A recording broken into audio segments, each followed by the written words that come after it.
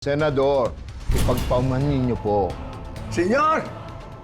Mas importante pa po ba yan kaysa sa pagkamatay ng anak ng pinakapinuno ng Golden Scorpion? Ano sabi mo?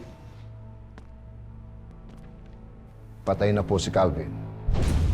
Patay na si Calvin. Paano nangyari? Sino pumatay kay Calvin? Yung panganay na anak po ni Senyor. Sandali lang. Hindi ba kaisa-isang anak lang si Calvin? Ni Edgardo? At siya lang ang tagapagmana niya. Hindi ba? Yung isang anak po ni Senyor na si Elias Guerrero. Sino man tong Elias Guerrero? Si Elias Guerrero po ay kilala bilang si Black Rider. Black Rider. Ano po, Senador?